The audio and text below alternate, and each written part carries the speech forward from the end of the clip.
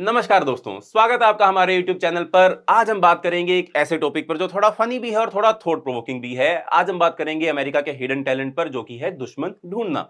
जिस दिन America free हो जाता है उस दिन वो अपना नया राइवल या नया दुश्मन ढूंढने निकल पड़ता है। पहले सोवियत यूनियन था, फिर मिडल ईस्ट हुआ और अब चाइना अमेरिका का दुश्मन बना हुआ है। पर अगला दुश्मन कौन होगा या अगला टारगेट कौन होगा, अगला राइवल कौन होगा और क्या इंडिया भी उसकी पोटेंशियल लिस्ट में शामिल है? चलिए इस मिस्ट्री को सोल्व करते हैं और जानते हैं इस पूरे इशू के बारे में। पर उससे पहले चैनल का नाम है दिया ये सब, मेरा नाम है राही मेहता। चलिए शुरू करते हैं आज की हमारी video the cold war with Soviet union and America first mega rival के साथ। इसका पहला चैप्टर स्टार्ट होता है वर्ल्ड वॉर 2 के तुरंत बाद, जब बाकी सब दुनिया अपनी रिकंस्ट्रक्शन करने में लगी थी, सभी कंट्रीज को अपनी इकोनॉमी को दोबारा से रीबिल्ड करना था।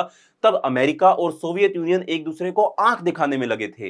ये था कोल्ड वॉर का जमाना और अमेरिका और सोवियत यूनियन के बीच की जो दोस्ती है वो कभी स्टार्ट ही नहीं हो पाई थी, ये शुरू ही दुश्मनी के साथ होती है। अब देखिए, कोल्ड वॉर के टाइम पर बहुत चीजों में कंपटीशन या राइवलरी या दुश्मनी चल रही थी। एक तरफ आर्म्स रेस चल रहा था, दूसरी तरफ स्पेस रेस चल रहा था।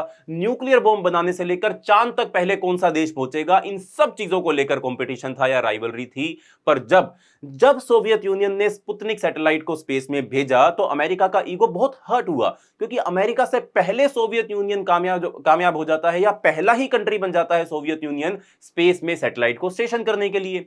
और उसके बाद कहीं जाकर अमेरिका अपना नासा प्रोग्राम स्टार्ट करता है। और वैसे भी उस जमाने में इतनी ज्यादा स्पाई गेम्स चलती थी कि जेम्स बॉन्ड के स्क्रिप्ट राइटर को भी इंस्पिरेशन शायद यहीं से मिलता होगा।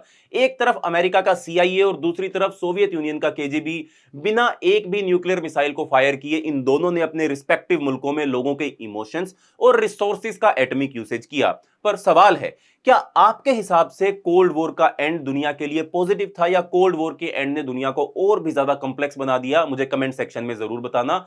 और फाइनली फाइनली क्या होता है, 1991 में सोवियत यूनियन कोलैप्स कर जाता है। और जैसे ही अमेरिका को लगा कि अब तो पूरा वर्ल्ड उसके अकॉर्डिंग ही चलने लगेगा, उसके रडार पर एक और रीजन आ गया, उसकी घंटियां बजने लगी और उसका पूरा का पूरा फोकस जो था वो अब नए इलाके पर शिफ्ट हो जाता है और वो था मिडल ईस्ट। और यहीं से शुरुआत होती है America's obsession with oil and power.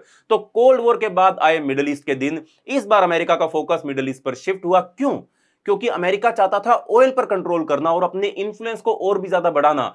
Iraq, Iran, Afghanistan, all in the name of peace, but ultimately petrol pump control करने की ये सारी कहानी थी। सबसे पहले इराक का एग्जांपल लेते हैं। सद्दाम हुसैन को पावर से हटाना, यह अमेरिका की एक बहुत बड़ी प्लानिंग थी। इसके जरिए अमेरिका इराक के ऑयल फील्ड्स को इनडायरेक्ट कंट्रोल करना चाहता था। अमेरिका का यह लॉन्ग टर्म गोल था।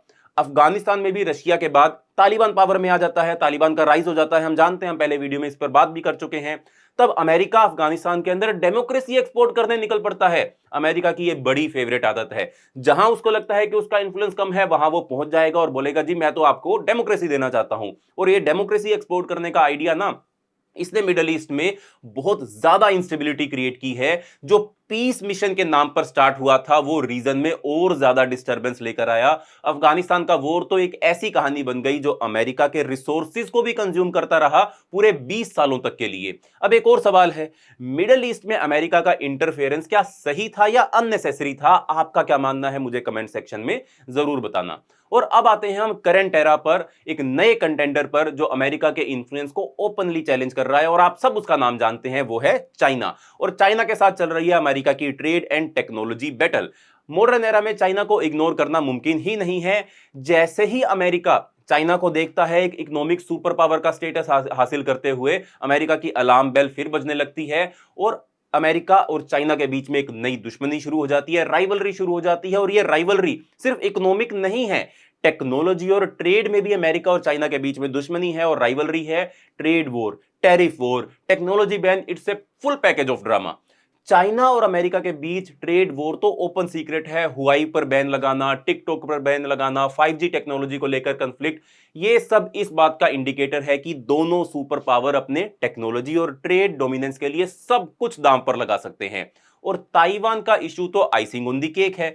ताइवान को लेकर अमेरिका और चाइना में काफी टेंशन है, क्योंकि ताइवान सेमीकंडक्टर का सबसे बड़ा प्रोड्यूसर है, जो मॉडर्न टेक्नोलॉजिकल इंडस्ट्री का बेस है। उसके बिना मॉडर्न टेक्नोलॉजी काम ही नहीं कर सकती है।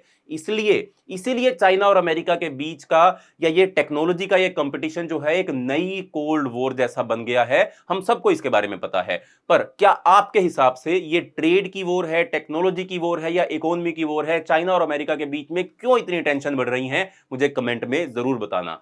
अब बात करते हैं हमारे नेक्स्ट इशू की, who would be next and the case for India as America's friend rival. अब यही सवाल हमारे सामने है कि चाइना के बाद अमेरिका का अगला पोटेंशियल राइवल दुश्मन कौन हो सकता है? मेरे ख्याल से India is definitely on the list. क्यों? क्योंकि इंडिया भी अब ग्लोबल स्टेज पर एक इमर्जिंग पावर है। हम दुनिया की फास्टेस्ट ग्रोइंग बड़ी इकोनॉमी है, और इसके साथ साथ इंडिया अब हर चीज में, हर इशू के ऊपर इंडिपेंडेंट स्टैंड भी ले रहा है। इंडिया और अमेरिका के रिलेशन आज के टाइम में तो वैसे अच्छे हैं, पर अमेरिका को यह बात पसंद नहीं है कि कोई कंट्री इंडिपेंडेंटली अपने फॉरेन रिलेशंस को डील करे। अमेरिका चाहता है कि हर कंट्री के फॉरेन रिलेशंस के ऊपर उसका ही असर हो और हर कंट्री कुछ भी करने से पहले अमेरिका की परमिशन ले। पर इंडिया तो ऐसा नहीं करता है। इंडिया और अमेरिका के बीच में फिलहाल ठीक रिलेशन है, अच्छे रिलेशन है। हम डिफेंस डील्स भी करते हैं, स्ट्रेटेजिक पार्टनरशिप भी है, टेक्नोलॉजी शेयर में भी हम एक दूसरे के साथ जुड़े हुए हैं। लेकिन इंडिया अपने इंटरेस्ट के अकॉर्डिंग इंडिपेंडेंट स्टैंड लेने लगा है, या पहले से भी लेता आया है। चाहे रशिया से डिफेंस डील्स करनी हो, ब्रिक्स का पार्ट बनना हो, ये सब मूव्स अमेरिका को थोड़ा टेंशन देते हैं, थोड़ा कॉशियस बनाते हैं। और अगर हम रीसेंट पास्ट की बात करें तो इंडिया की न्यूट्रलिटी और इंडिपेंडेंट अप्रोच ने अमेरिका को थोड़ा अलर्ट किया है। अमेरिका को दिख रहा है कि इंडिया एक ऐसा पार्टनर है जो यस मैन नहीं बनेगा, हर बात अमेरिका की नहीं मानेगा और अपने नेशनल इंटरेस्ट को हमेशा प्रायोरिटी देता रहेगा। अब दोबारा एक सवाल, आपके हिसाब से क्या इंडिया और अमेरिका के बीच ये फ्रेंड राइवल का रिलेशनशिप बनेगा, या दुश्मनी ही बनी रहेगी, या दुश्मनी स्टार्ट हो जाएगी? आप मुझे कमेंट सेक्शन में जरूर बताना।